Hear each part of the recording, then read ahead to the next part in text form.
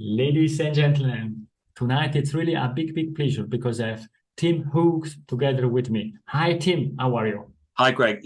I'm really excited to talk to you. It's a lovely day here in London, and I'm really excited to talk with you and talk about customer experience and the way things have changed. And it's a wonderful world that we live in. I think what you're saying, yes, that's true. We need to look on the bright side of life, to quote a song. But Yes. besides that, I think this is also important to have this discussion, these exchanges. And we met through LinkedIn, and Mm. it was a good match for you, for my audience, and therefore I'm super happy to discuss with you about customer experience and social selling. We see also in your background, for the people watching to the video, that you have a nice book. But before we start discussing about the book, I always ask this question. Tim, could you please introduce yourself? Yes, I'm Tim Hughes, and I'm the CEO and co-founder of a company called DLA Ignite. And what we do is that we transform sales teams and transform businesses to use digital. So not digital as in IT things, but digital in terms of the people and the process. And that quite often manifests itself in what most people know as social selling. As you mentioned, I've got a new book out. So most people see it as the digitalization of sales, but actually it's very much broader than that.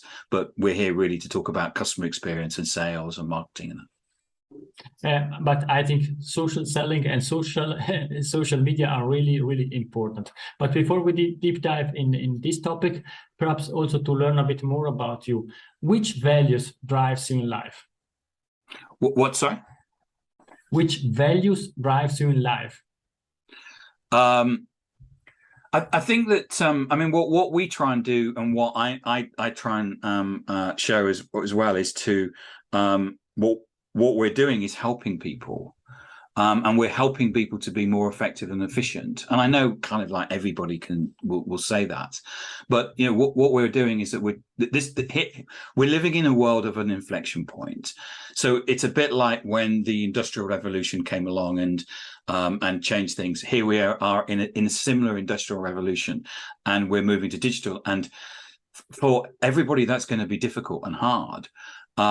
But they've got to do it to survive. And so the best thing to do is actually to come from a way of actually help. What we do every day is all of us who work for the business put out interesting content that we think that will help people. And the book is there. It's not about me and my journey or anything like that. It's a book, a workbook to help people who want to become digital or want to use social selling. So that kind of drives us every day. Thank you very much. And I think you are already touching the topic we would like to discuss today. And to kick off this topic, we speak about customer experience on this show. You are speaking about social selling, and I think these two topics are really related between themselves. And basically now with COVID going in direction digital, do you see any changes that have taken places over the last few months in relation to digital and customer experience? I think there's been a massive change. Even before COVID, we were seeing that social media had changed the world. It's changed the way that we live our lives from society perspective.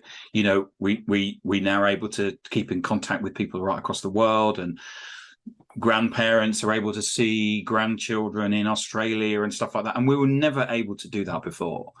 And we also know that when we turn on the TV, there will be something about Twitter, or someone said this, or someone, and we've also seen that the way that we've changed the way that we do business. When I first started working in corporate world, helping salespeople with social, it was just a case of, well, why don't you look up your customers before you go and see them? But that's now accelerated, and as buyers, there's an infinite amount of information available on the internet. Even something simple about, I was sitting in a cafe with my partner, and I said, let's go to Iceland for the weekend. And she said, okay, well, I'll look at the flights and you look at the Airbnbs. And we're sitting there actually having a conversation with our mobiles, not as in talking to each other, saying, I found this Airbnb, what do you think? And so what happens is that we now have this situation where we're kind of this digital twin, where we have ourselves sitting in the analog world, but immediately we'll go on into, say, LinkedIn, and there's us in the digital world. And I think there's still this disconnection, that there's not an understanding that there is this digital world that we live in. And we talk about being able to walk digital corridors and have digital conversations. And now that's a skill, just as much as Excel and PowerPoint became a skill, was it 20 years ago? And being able to do that, everybody has to be able to do that. Whether you're in sales, whether you're in marketing, whether you're in human resources, it's a fundamental way of working. And what's happened with COVID has accelerated that. Before COVID, we were in a situation where people went, nah, it'll never happen.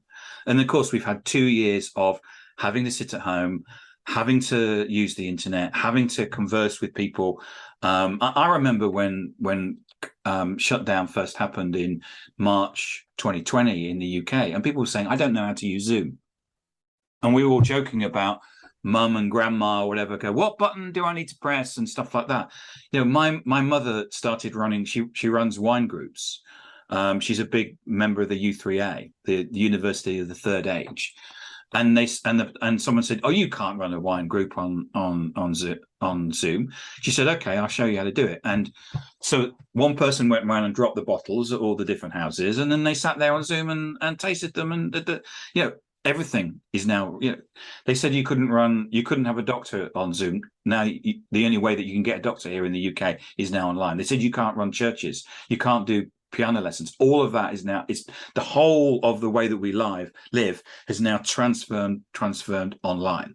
And that's the same in business as it is in society. And the problem that organizations face is not realizing this or recognizing this and doing something about it. It's super interesting what you're saying, and I really like the way that you're explaining that. On one side, on the human side, making the example of your partner and so on, and on the other side, on the business. And perhaps to unpack also my experience, what you said, this is the key, because I have a small son, is 5 years old, and was the only way that he was able to speak with the grandchildren, and having this connection between him and my mother or my father-in-law. It helped, and at least it was only digital. But now they understand that the small children, 5 years old, I can talk with other people through the phone, and on the other side also elder people that are able to be part of a familiar situation, also far away. And I remember, the same is in business. And I remember having calls. I run a global business, and I remember having a call in the morning with Australia, then going on to having one with India, then having one in the UK, and then having one with the US. Everybody was in exactly the same position. It wasn't just because there was a typhoon in Japan or something like that. Everybody across the world was impacted the same way. And we were all forced to learn how to use mobile phones, how to use the internet, and how to use tools like this, how to use social media. And even the laggards, 60% of the world's population are now active on social media. And active means that they spend 2.5 hours a day.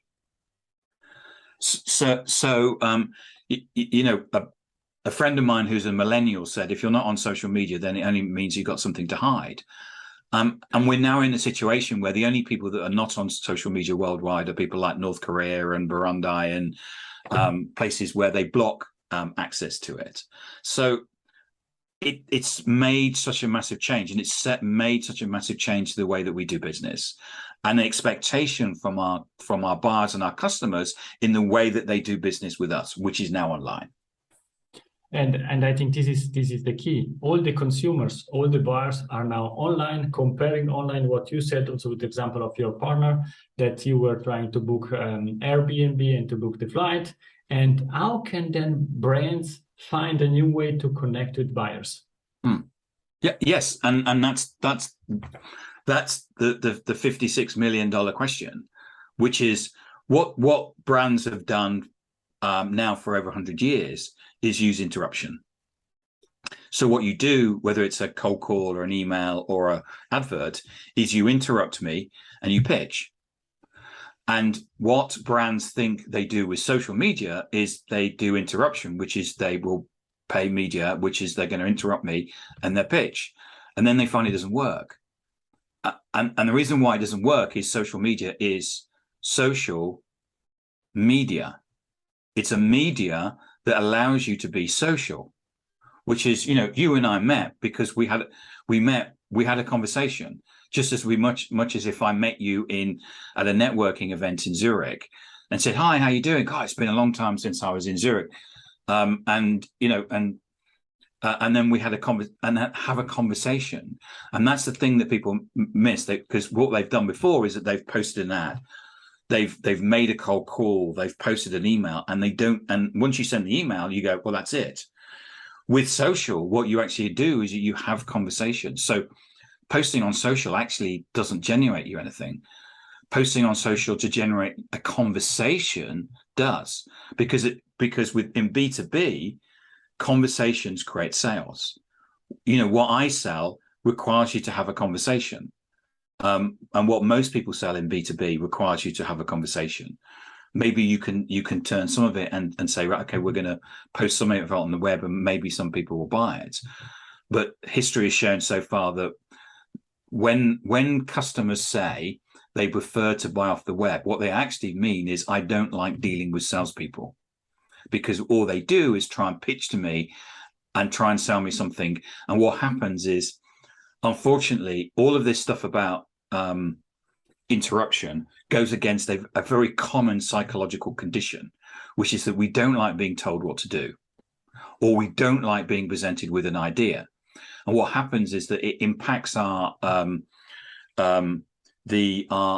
old brain, so the brain that we had on the Serengeti, not the new brain that we have. And that brain has two reactions. One is fight and one is flight. So what happens is that if I immediately, if someone cold calls me, I don't take cold calls, but if someone got through, immediately the first thing that happens is you want to either fight them or fly. And the problem with cold calling is you have to try and get through that. I could give you other reasons why cold calling doesn't work anymore, but fundamentally we see marketing is broken. And until people actually recognize that we're living in a hyper-connected world where we're able to get hold of, as buyers, we're able to make decisions, go around salespeople, not look at brands, compare things. So even if you cold call me, I can go online and I can compare you to other brands. The same with adverts. You know, a friend of mine said to me, I like adverts. I said, why is that? He says, well, it gives me ideas, and then I usually go and buy from another another product. So here we are, people placing ads, and all they're doing is driving people to the competition. This is the fundamental issue that brands are impacted with today. I think that what you're saying is extremely interesting. One thing that you mentioned that I would like to repeat is people are spending 2.5 hours on social media a day, and it means it's a lot of time. The second thing that you mentioned, it's about conversation, and I am also on LinkedIn. I continuously get these messages, DMs. Do you have 30 minutes? Do you have 15 minutes tomorrow or next week for a conversation? I could spend my whole day only listening to pitches to something that I don't need. And therefore, I think what you're saying, it's extremely key. And changing and going now in the right direction. What you were saying, how do you define social selling in the right way? Really, really good question, Greg. And just going back to what you say, you know, these people that are sending spam messages, that's not social selling, it's spam. We see social selling it's about using your presence and behavior on social media to build influence and connections, grow relationships and trust, which leads to conversation and commercial interaction. And what we do is that we help organizations do that. So that's about connecting to people and starting a conversation, just as much as I would do if I was in Zurich and I came up to you and say, hey, Greg, I like your hat. And we just start talking. And the thing is that we're all used to doing that. And we're all used to, you know, going to parties or meeting parents and having conversations. But the moment that we seem to switch into work mode, we suddenly we lose the art of the conversation. Immediately, all we can do is talk about our company and our products, and nobody cares. Nobody cares about our company or products. They may do further down the line once you've actually had a conversation. But see, I was talking to someone the other day, a senior sales leader, and he said to me, he said, I don't believe any of this works. I said, so how do you think we've just got on this call? And he went, oh yeah. I said, so I connected to you on LinkedIn. He went, yeah. I said, we then started having a conversation. It was you that actually suggested that we go on a call and have and I said, here I am pitching to you.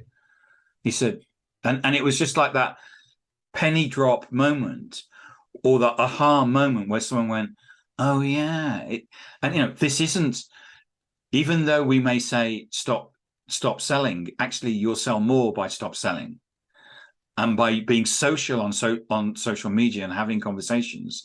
And what we do is that what I talk about in this book is about how to do that, how you can actually use social media. Now, one CEO said to me when he read the first edition of it, he said it was the first book he'd ever read where he saw there was a connection between social media and revenue.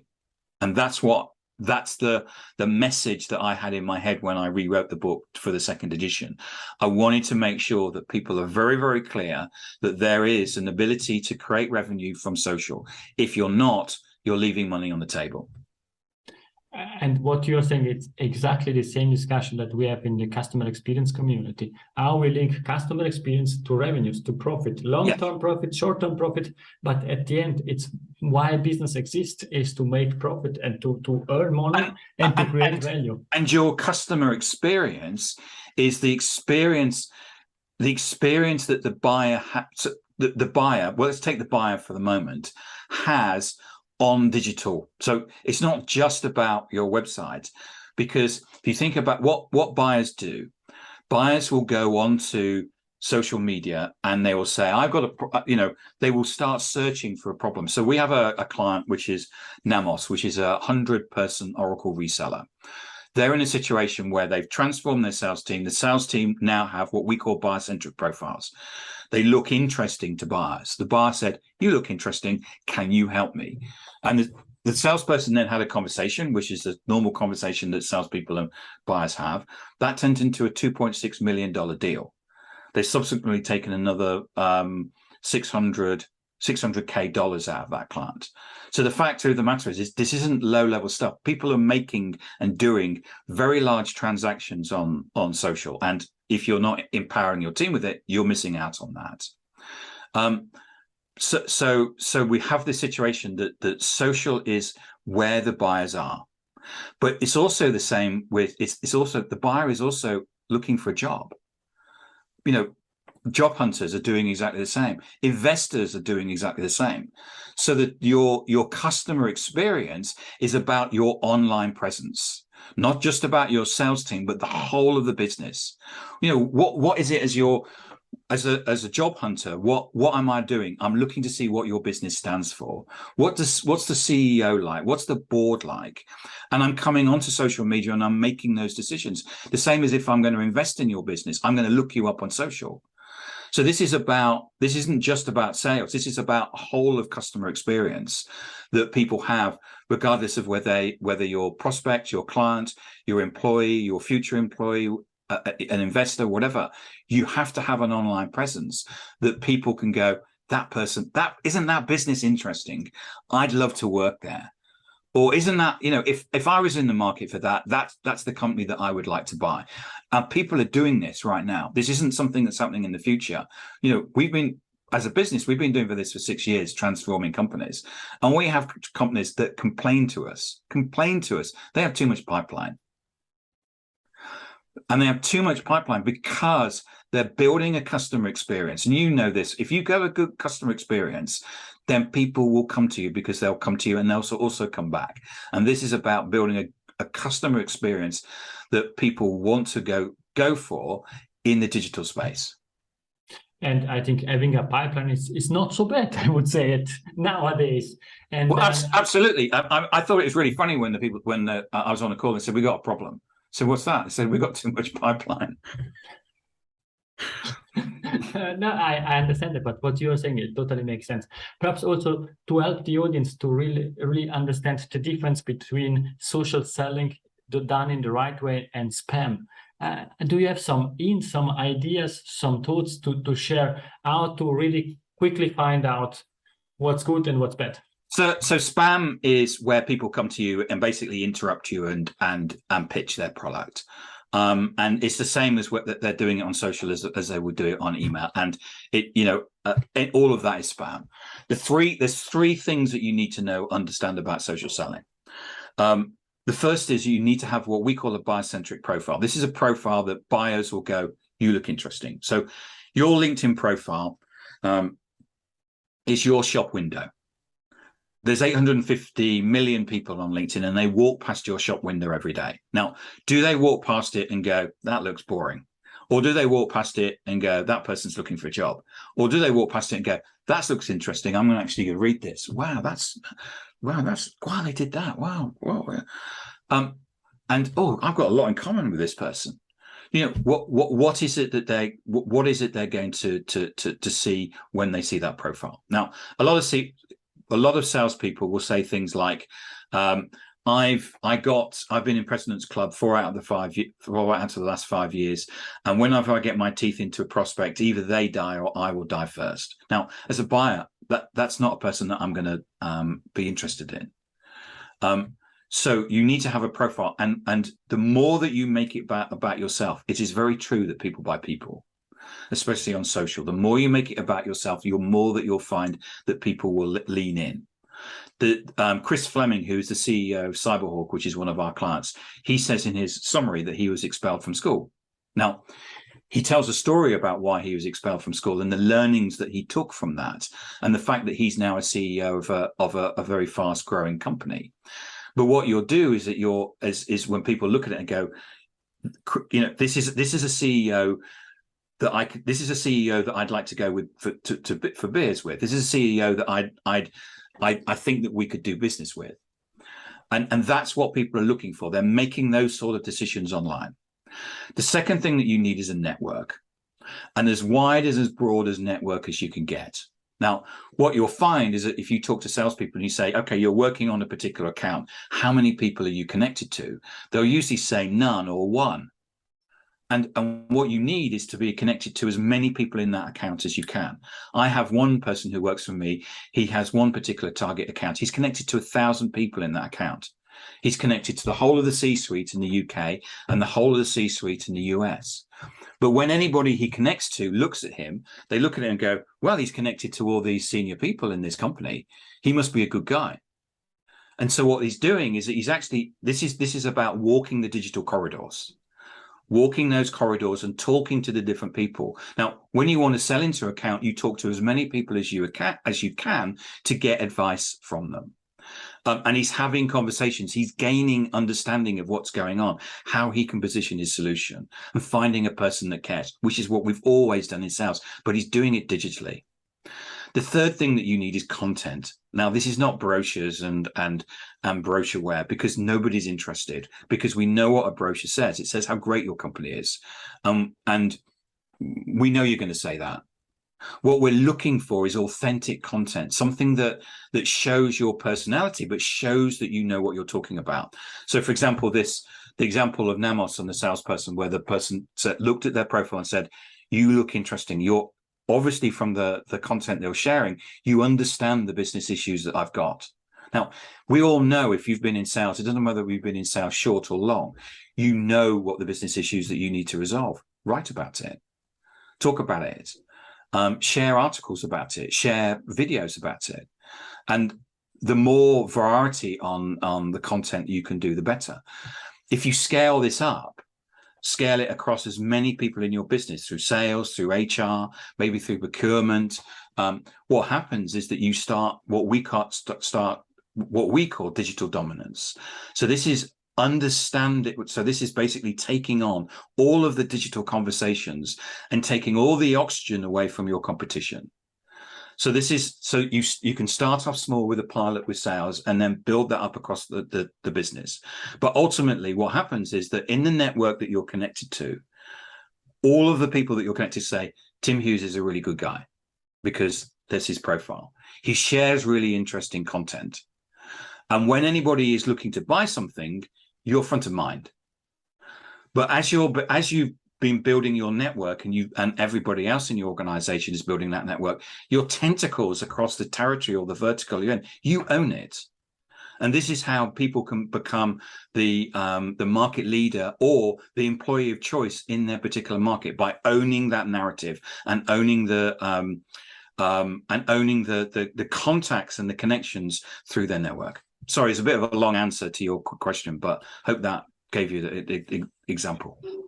I think this is great, and what you're saying, it totally makes sense. There's three really important learnings out of this discussion, out of this book, and you did an example, and I want to reuse that.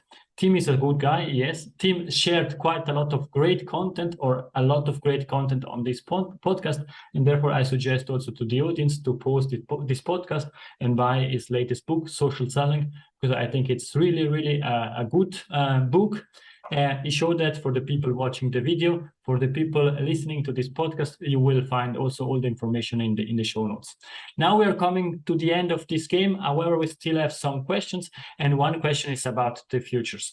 In 10 years from now, we close our eyes and we think about customer experience and digital. What we are discussing about? In 10 years' time, there's going to be a complete change in the way that we do business. Using digital will be the norm. I think that what will happen is that we will transfer also into the metaverse. And we're currently doing quite a lot of experiments and research with the metaverse. We've actually just recently done a live stream in the metaverse, and then streamed it back out the metaverse. And so there's going to be some massive change. And digital is becoming all evasive. And by the way, we're actually working with a bunch of people in the metaverse where you don't need goggles. Which is really exciting, because I think that the goggle thing is a barrier to it. But in 10 years' time, you won't recognize business. Just like when I first started in work, there weren't computers and there wasn't things like Excel and Word, and business has changed in the last 30 years, and it will get changed and it will accelerate as well. And we have to stay up to date with it. Thank you very much. Now, in the last 3 minutes of this game, 3 questions with short answer, please. Is there a book that you would like to suggest to the audience that helped you during your career or during your life? Yes. The book I would suggest is Crossing the Chasm by Geoffrey Moore. I think it's a wonderful book for anybody that's launching a business. Because in effect it explains how to launch a business, and the way that people buy and what you need to do at certain stages. I've launched 5 or so products using that method, and I would recommend it. I would recommend it to anybody. I'm an avid reader. I will read probably 30-40 books this year, and have done for the last 5. One of the things why I decided when I was CEO was I needed to keep up to date with information, and I just read. But from if you're launching a business, the Geoffrey Moore book is fantastic. Thank you very much. And I think that will be the case. If somebody would like to contact you, what's the best way? Best place to probably get me is on LinkedIn. I'm Timothy Hughes, which is Hughes, or Tim Hughes. You can probably search on either. I am on Twitter, which is Timothy_Hughes, but LinkedIn is the best place. If you please send me a connection request with a note and say, I saw you on Greg's podcast. Can we have a chat, or can we connect, or whatever? Because I get lots of connection requests from people that then start pitching to me. So unless you put a note in it, it's difficult to qualify you in or qualify you out. And then the question is spam or not? And therefore, please write a note. Yes. Thank you very much. And now we are coming to the last question. Is Team Golden Nugget, it's something that we discussed or something new that you would like to leave to the audience? Yeah, something that we're finding, which kind of plays on from what I talked about with the digital dominance piece. We're asking a lot of people at the moment, who is the leading technical and commercial influencer in your market or vertical? And what we're seeing in the B2C, business to consumer space, is there a very clear definition of what an influencer is, and they influence people. We don't see that in the business to business space. And the thing is that being an influencer isn't okay. It's people go influencer and then roll their eyes and think it's something to do with TikTok and dancing and stuff like that. Now, this is a way of you defining your market. So whether you're especially if you're a small player, or even if you're a big player, but if you're a small player and you are fighting against big players, this is how you can actually define the market, define the narrative. And what we're doing is that we're working with a number of organizations where we're using things like live streaming as the ability to make that definition and basically create an anchor in the markets. And then you are the person that is defining that market, and the other people then have to shift to do what you're doing. So, and we're seeing that taking place now in B2B. People are starting to do it, and it's quite funny to watch, because we've seen one of our clients do it, and then we've seen the competition go absolutely ballistic trying to work out what to do. And it's quite funny watching the competition, which in effect you can see struggling and drowning because they don't understand the technicalities or the science or the psychology behind what the client's done. But I know, so again, another long answer, but this thing about being the technical and commercial influencer in B2B, we're going to see a massive uptake on that, because people can use digital as a way of defining the market. Thank you very much. You're welcome. Answer. I think the only thing that I can say after this golden nugget is thank you very much, Tim, for your time. Thank you, Greg. Thank you for inviting me on. I really appreciate it. Thank you. It was a great pleasure, and I hope that the audience enjoyed this discussion as much as I did. As you know, we love feedback. Please feel free to contact me or to contact Tim, and let's stay in touch. Thank you very much. Absolutely. Bye-bye. Absolutely. Bye. If you enjoyed this episode, please share the word of mouth, subscribe it, share it.